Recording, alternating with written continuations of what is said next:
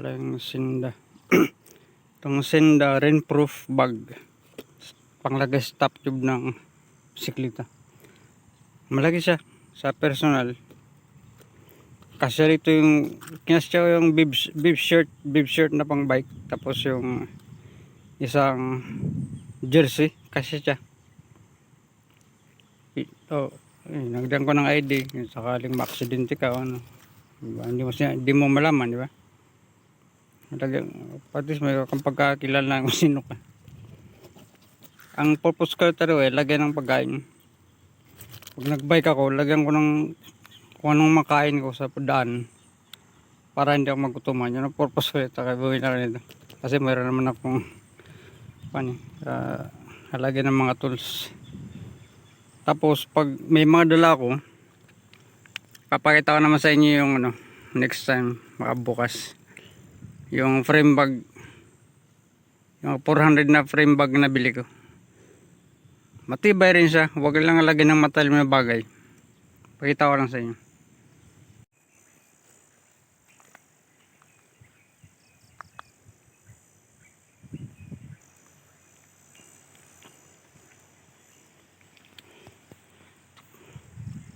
First day na sinubukan ko, okay naman siya.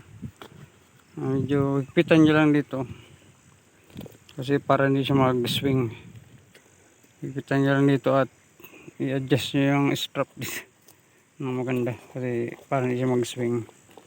Lalong mabigat yung cellphone nyo.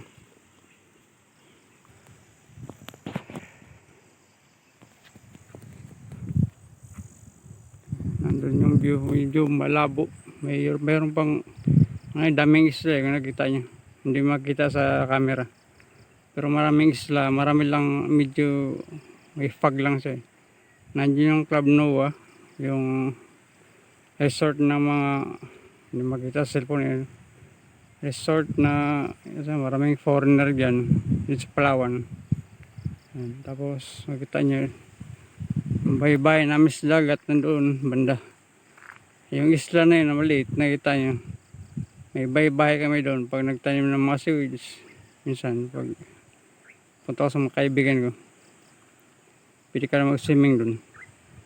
Asun, papunta na Sandoval, North Palawan. Pwede ka mag-shortcut papuntang El Nido doon. Pag nakarating ka sa dulo, pwede ka mag-shortcut sa El Nido. May shortcut, rough road lang siya ngayon. Pero papuntang El Nido, pwede na. Pala ko sana papuntang El Nido eh. Kaya lang, ayaw ko mainit. Mga at least 70 kilometers galing sa amin. Maganda rin sana, may kasama ka. Kaya lang wala eh. So ayaw ko, mainit. Baka ma-high blood ako. Hindi sana ako na-high blood. Na-stroke last 2020. Ngayon, nakakaramdam ako ng kaiba pag mainitan ako, pag high blood na talaga ako. Iba ng pag hindi ka na high blood, kahit mainitan ka, okay lang. Pero ako hindi pwede. Ayun, mag-bike na lang tayo habang buhay. Punta tayo dito may bangin. Ito kasi yung binawang kalsada eh. Mga 7 taon na nakaraan. Malalim dyan sa parting yan.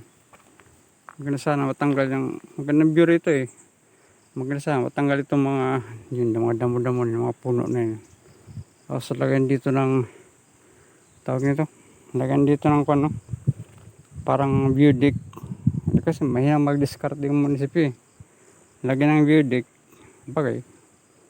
Maling gastos. Lagyan ng view deck. Pwedeng pasyalan. Gana sa mga bikers sana pwedeng pasyalan. Kung mayroong bikers. Doon sa nagtanong sa kaibigan ko, ano bang laman yung bag mo na yun? Mga tools yan. Yan ay kumpleto. Mayroon ng kadena, mayroon ng pangtanggal ng master link, mayroon ng pakita ko sa inyo.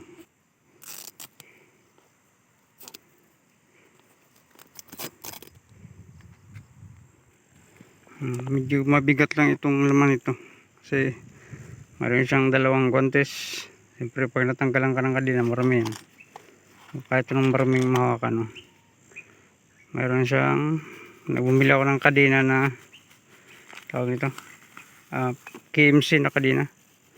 Kinuha ko muna yung missing nito, master link. Nilagay ko muna doon ng master link niya. Tapos bumili ako ng bagong master link dito.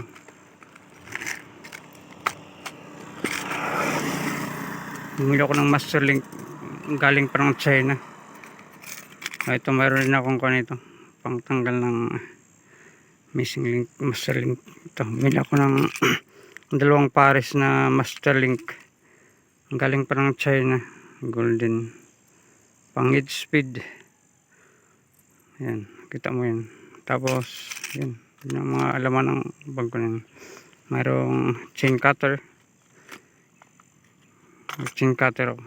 Waliwa, may naputulan, may nasalubong akong bikers, naputulan ng kadena. Ako pwede na, pwede ko siyang tulungan. Ayan.